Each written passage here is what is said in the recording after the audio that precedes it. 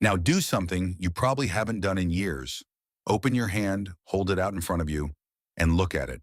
Really look at it, not just a quick glance. You use this hand every day.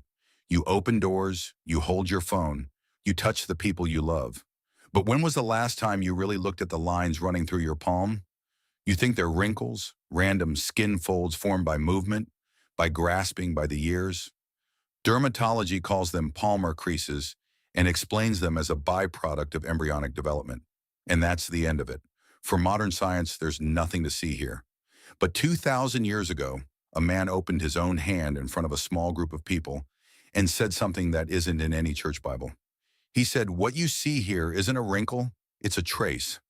And then he showed them a specific line that isn't present in every person, a line that differs from ordinary hand lines, not in its position, but in its nature.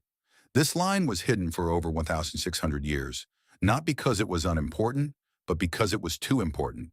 And tonight you're going to learn what this line means, and you'll be able to check your own hand to see if you have it. What follows now isn't a theory. It's no coincidence that you're watching this video right now, and it's no coincidence that your hand might already be open in front of you at this moment. Let me show you something most people never notice. Not because it's invisible, but because they've been taught not to look. In Japan, there's a ceremony that's been practiced for over 1,000 years. The tea ceremony. In certain schools of this tradition, the tea master offers the bowl with an open, upward-facing palm. No one asks why. It's part of the ritual. It's not questioned. But now think further. Sufis open their palms to the sky during their prayer ritual.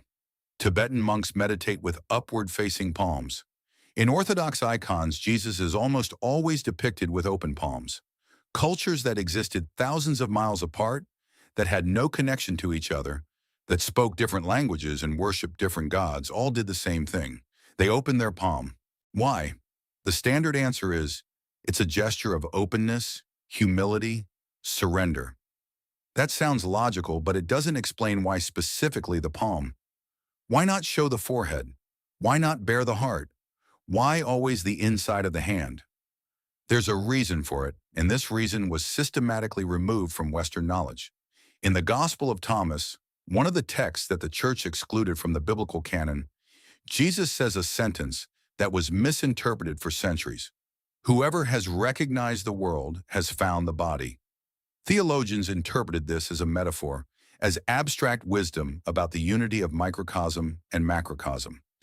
But in the practical tradition of the Valentinian school, one of the most influential Gnostic currents of the first centuries, this sentence was taken literally. The body is a text, it can be read, and the palm is the most clearly readable page of this text. The Valentinians taught their inner circle a practice not mentioned in any canonical scripture. They read the palm, but not like you might know it from fortune tellers at a fair. Not a lifeline, heart line, fate line. That came later and was already a dilution. The original practice was much more specific. They looked for a single sign, a line that doesn't exist in every person, a line that, according to their teaching, proves that the monad, the absolute primordial source, has marked this specific person. Not figuratively, literally. That sounds incredible. And maybe something inside you is saying, that's too simple, it can't be true. Hold that thought. We'll come back to it because this doubt is more interesting than you think. First, you need to understand why this information disappeared. And here's where it becomes historically verifiable. In the 17th century, a targeted campaign against chiromantic writings began in Europe. Books on palmistry were confiscated, but here's the crucial part. Not all books were confiscated. Not all of palmistry was forbidden. Only specific sections were removed. Robert Flood, in his 1617 work, Utriusque Cosmi Historia, dedicated an entire chapter to palmistry, connecting the lines of the palm to cosmic forces and the soul's entry point into matter. This chapter was heavily abridged in later editions. During the same period, Athanasius Kircher published similar observations, and ecclesiastical authorities intervened. The problem wasn't palmistry as such. The problem was a specific line. And now ask yourself, why? Why would an institution that controls hundreds of millions of people care what's in a book about handlines? The answer is simple if you understand the consequence. If a person can read from their own hand, whether they have been marked by the primordial source, they no longer need a church to tell them who they are. They don't need a priest to mediate between them and the divine. They don't need a sacrament, no confession, no absolution. They look at their hand and they know. This is the most dangerous form of knowledge there is. Not because it destroys, but because it liberates. And that's precisely why it was neutralized on two levels. The first level was historical, and it was brilliant. The church created the concept of stigmata, the wounds of Christ in the palms. Suddenly, every sign in the palm had a new meaning. It no longer stood for divine election, but for suffering, for sacrifice, for pain. Look at what happened here. The original sign said, "You are chosen. You carry the source within you."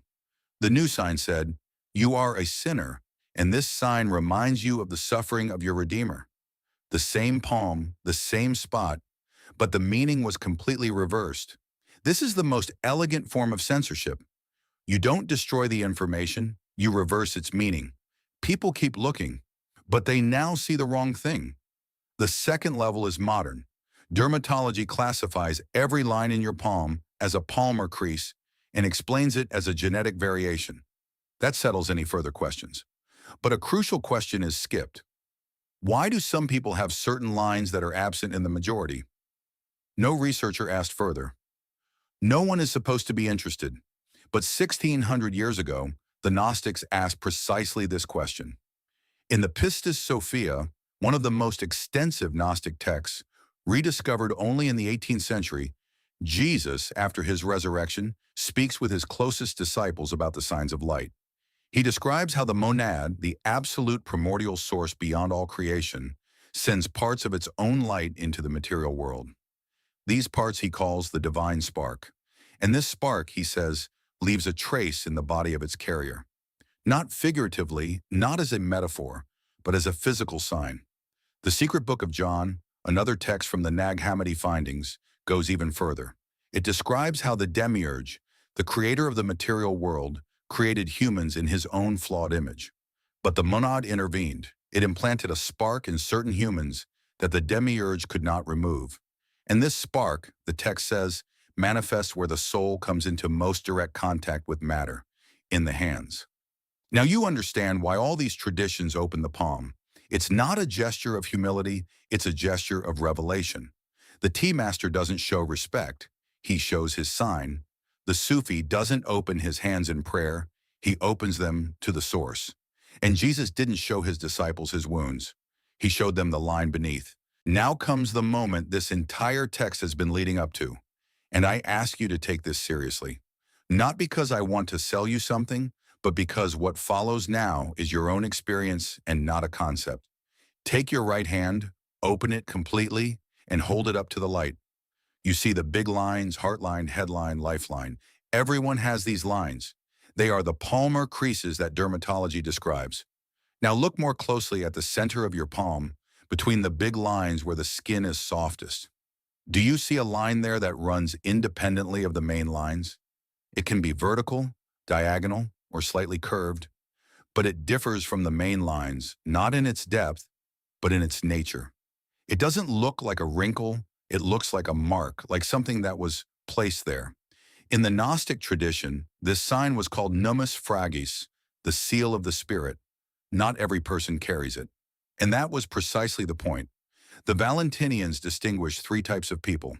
The helikoi, who are completely trapped in matter and carry no divine spark. The psychikoi, who carry a faint spark but cannot activate it.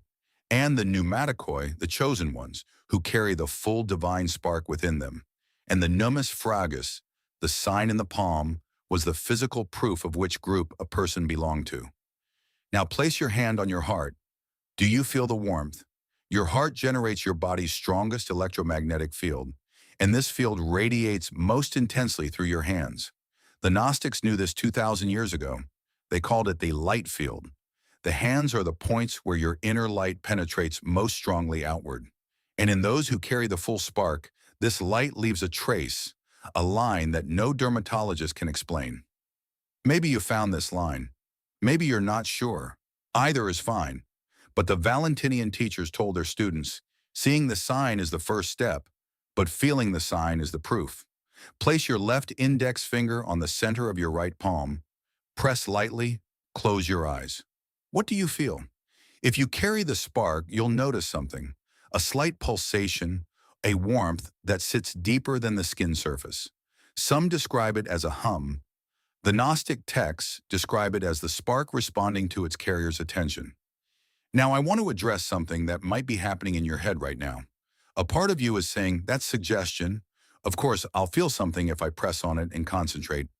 That's a valid thought, but hold on to it for a moment and look at it more closely, because precisely this thought is what has ensured this information remains ineffective for 1,600 years. The church didn't have to physically remove the sign. It only had to make sure you didn't take it seriously, and that's what happened. As soon as someone says, look at your palm, a voice inside you says, that's nonsense. This voice isn't your own conclusion. It's the echo of centuries of conditioning that has equated palmistry with superstition and reduced every line on your hand to pure biology. As soon as a scientific explanation exists, you stop asking questions. But since when does one explanation exclude another? One doesn't exclude the other unless someone wants you to stop asking questions. And here's something that might surprise you. If you're feeling resistance right now, if a part of you wants to turn this video off, if something inside you says, this is too much, then that's exactly a sign. Not because I'm telling you that resistance is proof, but because the Gnostic texts describe this exact mechanism. The Pistis Sophia speaks of the counterforces that become active when a pneumatic begins to remember. They create doubt. They create the need to distract yourself. They create the impulse to change the subject. If this information were harmless, you wouldn't feel anything. You'd listen and forget. But you are feeling something, and that means something deeper than curiosity is being touched within you.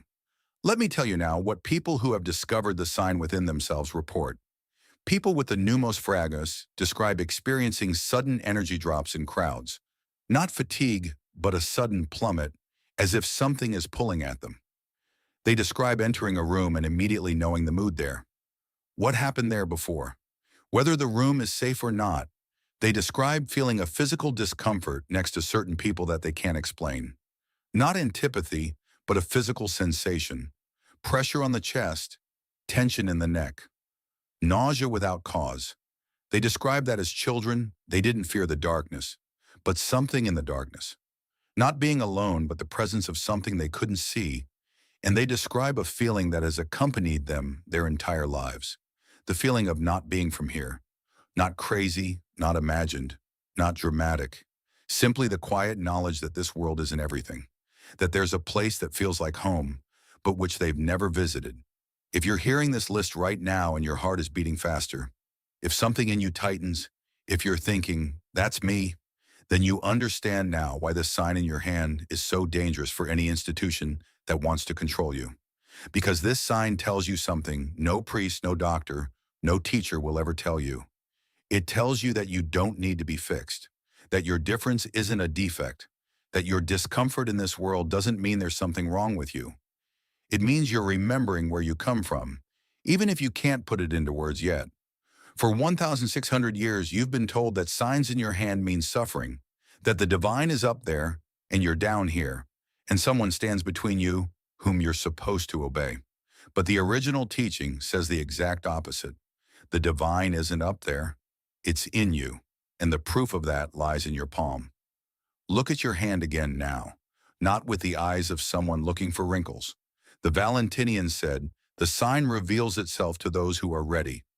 Not for the skeptic, not for the mocker, but for those who are ready, the sign says everything. Tonight, before you go to sleep, sit down in silence. Open your right hand and place the fingertip of your left hand on the center of your palm. Close your eyes. Breathe deeply in and out 3 times. Don't ask a question. Don't expect an answer. 30 seconds. What happens after that is between you and your spark, but don't put it off until tomorrow. At this moment, your consciousness is in a specific state. You've opened layers within yourself. Tomorrow, everyday life will cover it up. Doubts will get louder. This is the counterforce that becomes active when a pneumatic begins to remember. Do it tonight. I want to ask you something. These experiences, this knowledge of not being from here, this sensing of moods in rooms, this discomfort next to certain people. When did you first notice that? Not when you understood it, but when you first felt it. Write it in the comments, not because I'm curious, but because someone who is going through the same thing right now will read your comment and will understand for the first time that they are not alone. If this realization has changed the way you look at the lines in your palm, then subscribe to our channel and leave a like. We are digging up the history they tried so hard to hide. Nourish your inner spark. The next hidden knowledge will soon reveal itself.